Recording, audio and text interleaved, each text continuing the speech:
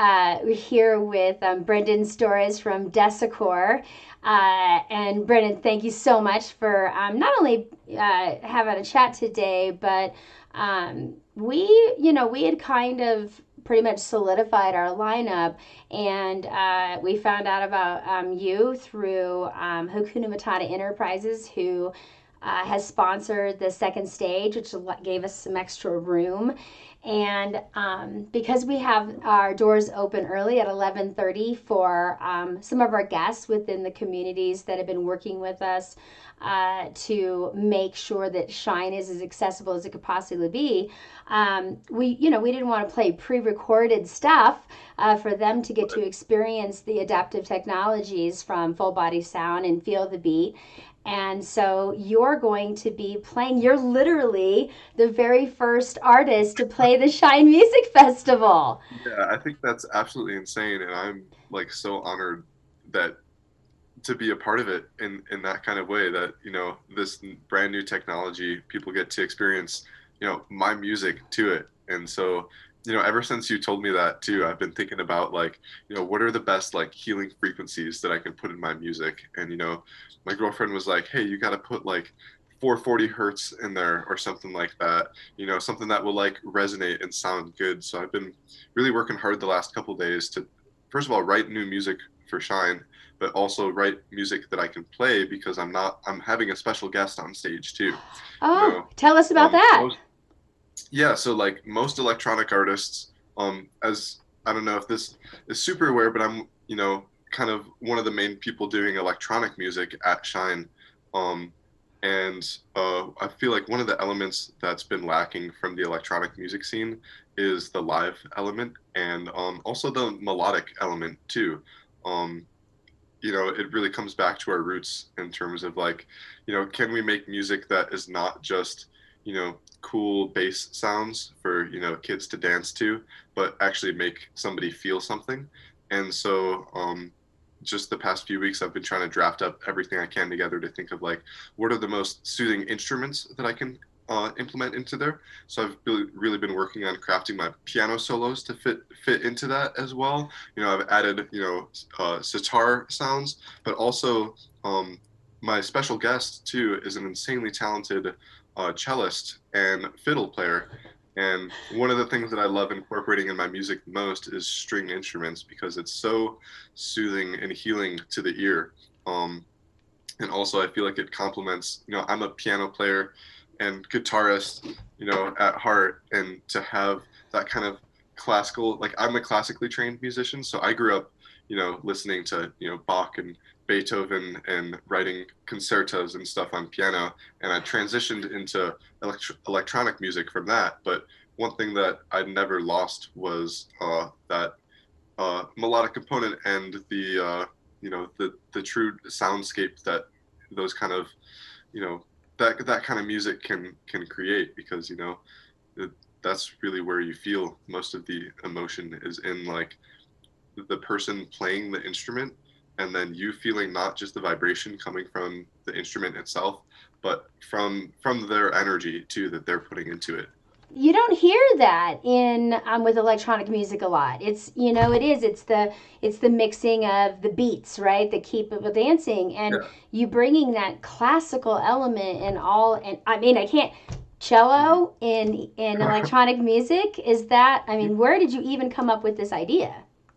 I mean, this just started from something that when I was younger, I have tracks from like 10 years ago that I started.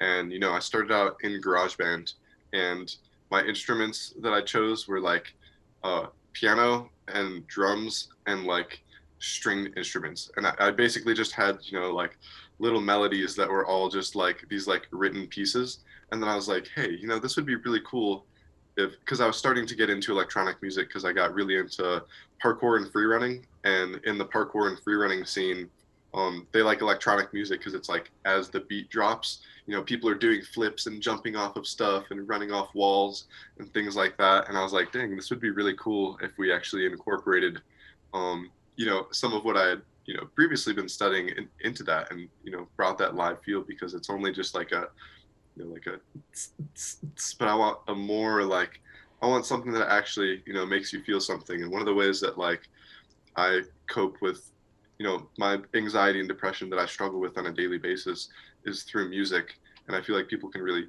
hear that in my sound. So I wanted to be able to incorporate that. And I also think that it would be a interesting dynamic to bring, you know, Guy is a much older gentleman.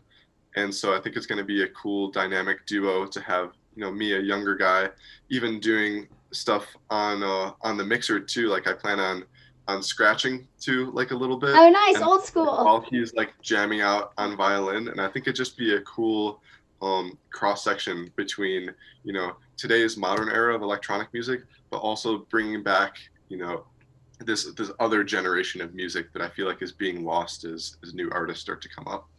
Wow.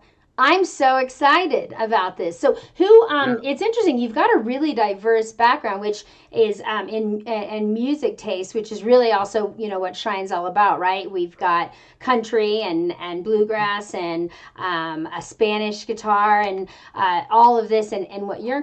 Who's your influences? Who's your primary influences on the music that you create?